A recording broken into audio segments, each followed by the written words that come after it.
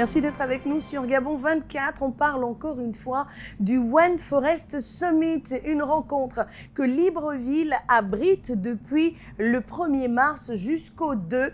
Une rencontre co-organisée par la France et le Gabon pour parler préservation, pour parler solutions, mais surtout action. Et nous recevons sur le plateau de Gabon 24 le directeur général des forêts au ministère de l'Environnement du Gabon, monsieur Ghislain, docteur Ghislain Moussavou. Merci d'être avec nous.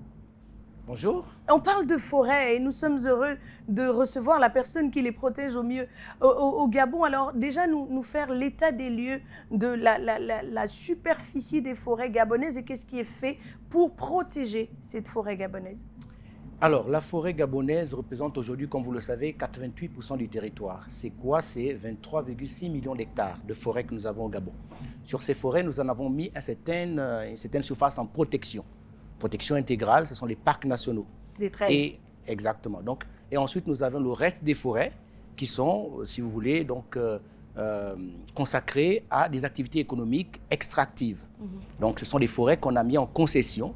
On les a attribuées sous forme de permis à des opérateurs forestiers.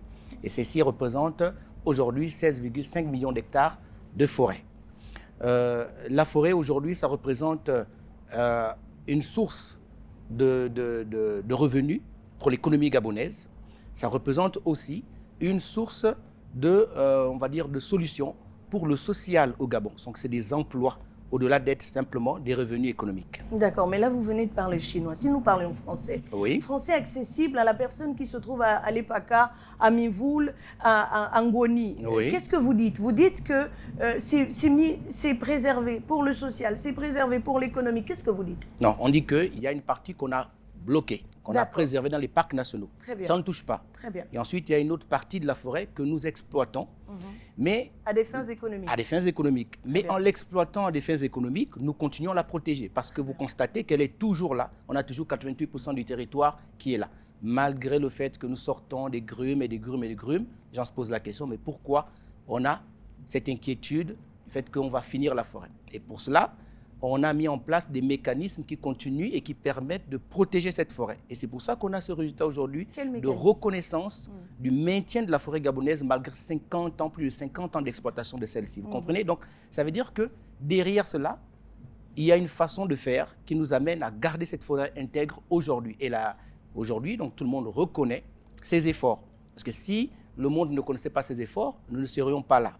Donc, c'est quelque chose, maintenant on peut en parler, comment on arrive à continuer à exploiter cette forêt en dehors de celle qui est dans les parcs nationaux sans que nous la perdions et de telle sorte que le monde entier continue à venir la voir et l'admirer et nous récompenser de ces efforts aujourd'hui. Et c'est certainement ces efforts qui vous ont permis, ces mécanismes que vous allez nous indiquer ici, qui ont permis au Gabon d'occuper cette place de choix. C'est ça. Donc, les parcs nationaux, on comprend, il y a une politique spéciale, on ne touche pas, donc c'est simple.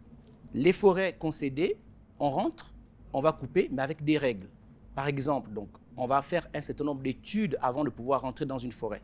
Des études qui concernent les populations, des études socio-économiques et des études qui concernent la ressource forestière, donc des études d'inventaire. Ça va nous permettre de savoir qu'est-ce qui est dans la forêt, qu'est-ce qui est dans la forêt. Et à partir de là, on fait un plan d'action, ce qu'on appelle un plan d'aménagement avec le forestier, une sorte de contrat avec le forestier qui va, on va dire, inclure un certain nombre d'exigences. Vous ne touchez pas ça, vous pouvez toucher ceci. Et donc des contraintes importantes. Ça se passe comme ça? Mais bien sûr, si la forêt est là aujourd'hui, c'est que ça se passe comme ça. Très bien. Il y a des fois quelques dérives, mais qui sont sanctionnées. Voilà. Mais de manière générale, la forêt gabonaise est là. Donc cela veut dire que cette politique, depuis 30, 40 ans, ça marche si cette forêt est là. Évidemment, il y a quelques moments où 2 ou 3 personnes, 2 ou 3 opérateurs... Mais elles sont sanctionnées. Voilà, et exactement. c'est très bien. Mais quand je dis 0,1%, ce chiffre renvoie à quoi? 0,05%. C'est la déforestation au Gabon. Mais cette déforestation, il faut l'entendre sur l'angle de le couvert forestier qu'on perd suite au fait qu'on enlève un arbre ici, un arbre là, qu'on crée une route dans la forêt.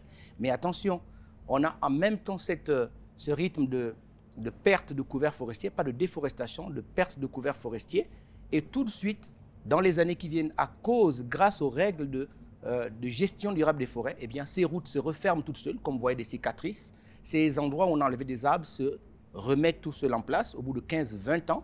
C'est pour ça que dans le cas de notre politique de gestion forestière, l'exploitation forestière est basée sur un plan. Je vous ai dit, on fait des études en avance. On a un plan de travail avec le forestier qui est basé sur 20 à 25 ans. Et donc, on lui dit, vous n'avez pas le droit de couper telle ou telle essence, vous coupez telle et telle essence, vous n'avez pas le droit de couper... on a vu certains d'entre eux le faire, on a même vu des essences rares telles le Kevazingo coupées par certains opérateurs véreux, mais là encore, on a vu les gouvernants prendre les mesures... Il y a des règles au Gabon et il y a des bandits qu'on attrape parce qu'ils veulent aller au-delà des règles, mais les policiers font leur travail. Donc, de temps en temps, les policiers vont saisir ces personnes. Donc, le non-respect des règles, il y a quelques-uns qui le font, mais ce n'est pas la règle générale. Très bien. En règle générale, la forêt gabonaise va bien. Alors, comment on a doublé l'économie. Voilà. Quels sont les mécanismes? C'est ce que je vous ai dit. Voilà. Il y a un document, on signe un document avec l'opérateur forestier pour 20 à 25 ans. Très bien. C'est un arbre que vous ne voulez pas couper. Il y a des diamètres qu'il ne faut pas couper. On coupe au-dessus d'un diamètre, pas en dessous d'un diamètre. Ensuite, même ouvrir une route, il y a une règle, on ne peut pas ouvrir une route. Et c'est ça, le respect de l'ensemble de ces règles qui font que la forêt se cicatrise. On rentre, elle se cicatrise. Et même au plan de la biodiversité, cette forêt continue à être une richesse importante. Puisque vous avez compris qu'on a des éléphants dans nos forêts, qu'entre 2010 et 2020, les populations d'éléphants qui étaient de 60 000 sont passées à 95 000. Et tenez-vous bien, c'est une très bonne chose. C'est un indicateur de succès. Ça veut dire que la plupart de ces éléphants se trouvent dans les concessions forestières dans lesquelles on fait l'exploitation. Cela veut dire que petit à petit, les éléphants ne sont pas perturbés. Avant, on considérait que ces éléphants allaient trouver la paix, spécialement dans les parcs, parce que lorsqu'on n'avait pas encore cette gestion durable, eh bien, il y avait ce désordre. Les forestiers agissaient d'une manière pas très raisonnée et on chassait les éléphants. On a dû créer des sanctuaires pour leur permettre d'être en paix. Aujourd'hui, ils se sentent aussi bien en paix que dans une concession, dans un parc, que dans une concession forestière, et on constate que ces éléphants sont même plus nombreux dans une concession forestière. Ce qui veut dire que la manière dont nous gérons la forêt, on ne perturbe pas énormément, de telle sorte qu'on arrive à mettre... Mais ils sont indispensables, les éléphants, pour la forêt. Et effectivement, les éléphants, les gorilles, les chimpanzés, toute cette biodiversité. Très bien. Et nos forestiers, aujourd'hui, on peut les en féliciter. Ils participent au même titre que le mécanisme qu'on a mis dans le parc national. Au sein des concessions forestières, leur manière de faire est une façon qui permet de faire la conservation de la biodiversité, la conservation de la forêt. C'est ça qu'il faut retenir. Très bien. Donc, les concessions forestières aujourd'hui sont comme pratiquement des parcs nationaux avec des règles de gestion durable. Avec des règles bien établies. Voilà. Mais si on revenait quand même sur la différenciation que l'on peut faire entre protection de la forêt, gestion durable, ce sont des énoncés que l'on entend beaucoup depuis le début du One Forest Summit et d'ailleurs durant les COP, on n'entend que ça, gestion durable, protection des forêts, biodiversité. Est-ce qu'il y a une relation entre tous ces termes et comment elles se manifestent pour le plus grand nombre pour qu'on sache de quoi on parle? En matière de protection, il y a deux règles. La première règle, qui peut être, donc, on bloque, on met en cloche, on ne touche pas. C'est le cas des parcs nationaux. On ne touche pas. C'est 11% du territoire qui est réservé, quoi qu'il en soit, pour que nos générations de dans 100 ans, 200 ans les voient. On ne touchera jamais. Très bien. Par contre, la gestion durable, c'est on va toucher, mais on va le faire de manière à ce qu'on pense à demain, après-demain. À la différence des parcs. On aurait pu mettre les 100% des forêts en cloche, mais on s'est dit non. Si on met tout en cloche, ben, il faut bien qu'on mange. La forêt, c'est notre habitat. C'est avec ça qu'on construit les maisons. La forêt, c'est notre grenier, on trouve à manger à l'intérieur. La forêt, c'est notre pharmacie, on peut se soigner les dents. La forêt, c'est notre temple, vous comprenez? Donc on a notre culture à l'intérieur. Et sixième élément, la forêt, nous le connaissons maintenant, c'est notre climatiseur pour nous rafraîchir, pour rafraîchir notre atmosphère. Donc aujourd'hui, même si on prend une partie de la forêt, qu'on la met en exploitation, on se dit tous ces services, temples, ainsi de suite que je viens de vous citer, il faut bien que ces services soient maintenus, qu'on n'en perde pas un d'entre eux, alors qu'on aurait juste gardé ces services que dans les endroits totalement protégés comme les parcs nationaux. On veut les garder exactement aussi intègres dans les endroits qui ne sont pas intégralement protégés. Et qu'est-ce qu'un événement comme le One Forest Summit apporte aux forêts gabonaises et aux forêts du bassin du Congo-Ogooué? Parce qu'avant, c'était bassin du Congo tout court. Et là, nous sommes dans bassin du Congo. Déjà, nous faire la nuance. Pourquoi bassin du Congo tout court, bassin du Congo-Ogooué? Qu'est-ce qui a évolué? Il y a le fleuve Ogooué que vous entendez. Donc, c'est-à-dire que c'est ça. Donc, il y a le bassin du Congo, mais il y a l'Ogooué aussi qui n'est pas un moindre fleuve dans ce bassin. Donc, cela s'ajoute, surtout qu'on est au Gabon. Il faut bien parler du bassin du D'accord. Et alors, Congo. qu'est-ce que le sommet apporte aux forêts Le gabonaises? sommet, c'est une reconnaissance. Parce que rendez-vous compte, vous avez votre forêt qui doit vous permettre de manger, de vous soigner, tout ce que je vous ai dit, mais vous n'y touchez pas. Et pendant des années, vous faites cela.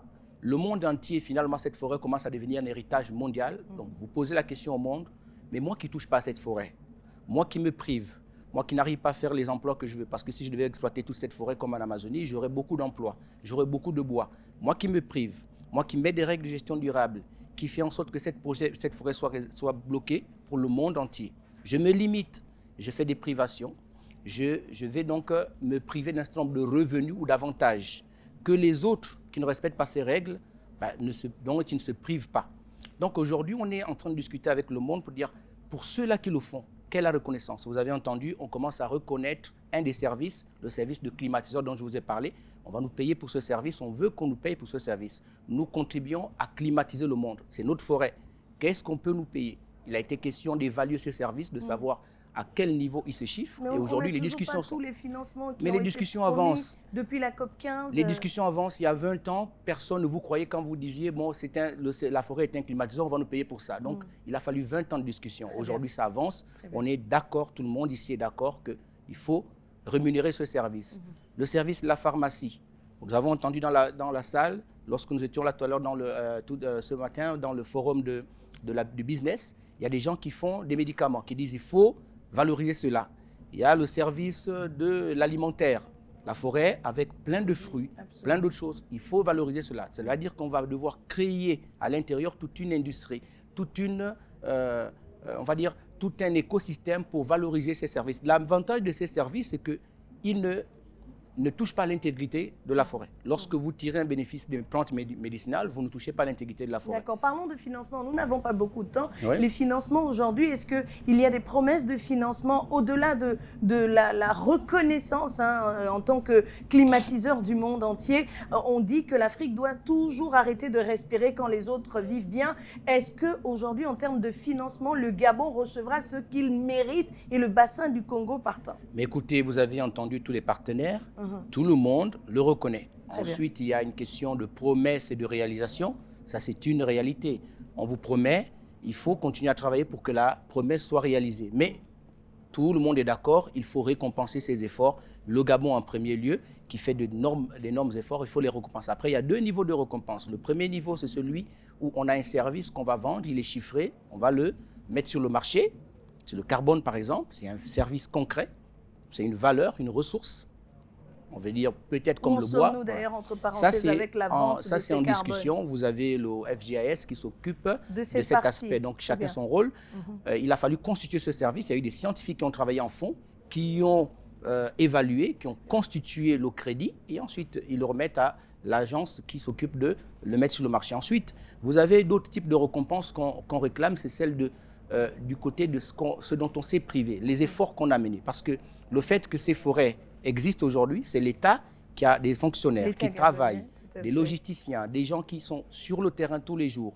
C'est l'État qui a mis des lois, c'est l'État qui a fait un ensemble et qui n'a pas attendu l'exportation des grumes, des décisions ainsi de suite. fortes. Donc des privations, qui n'a pas surtout attendu qu'on vienne prendre une décision à l'échelle mondiale. Voilà. On l'a fait pour nous, mais pour le monde entier. Absolument. Et là aussi, il y a une question. Est-ce qu'on ne peut pas récompenser ces efforts, même s'ils sont, on va dire, même du point de vue rétroactif, mais c'est la reconnaissance et aujourd'hui nous sommes à ce niveau, tout le monde le reconnaît et je pense que c'est un gain pour le Gabon, c'est une victoire pour le Gabon, pour l'Afrique centrale aussi. Et la victoire, voilà. elle est là. Est-ce que le sommet a tenu toutes ses promesses en un mot? Le sommet a tenu ses promesses, il y a toute cette reconnaissance surtout. Merci. Et tous ces engagements qui sont pris. Maintenant, nous allons vers la concrétisation de ces engagements. Nous ne nous fatiguons pas. Nous restons toujours un bon élève qui ne se dit pas parce que je n'ai pas eu la récompense, je ne vais pas continuer à travailler de la même manière. Donc le Gabon continue à garder son rythme. Docteur Ghislain Moussavou, il est directeur général des forêts au ministère de l'Environnement du Gabon. Il nous revenait il est revenu longuement d'ailleurs sur l'importance de cette forêt et comment on doit récompenser les efforts du Gabon en matière de préservation de cette forêt. Merci d'être passé sur le plateau de Gabon 24. Le One Forest Summit se déroule à Libreville, donc du 1er au 2 mars, une rencontre d'action, de solutions, comme l'a dit le chef de l'État Ali Bongo et le chef de l'État français Emmanuel Macron. Nous restons sur ce cap en recevant pour vous sur le même plateau plusieurs experts pour nous parler des progrès des uns et des autres dans le domaine de la préservation de cette biodiversité. Merci de nous avoir suivis. Restez sur Gabon 24, nos programmes se poursuivent.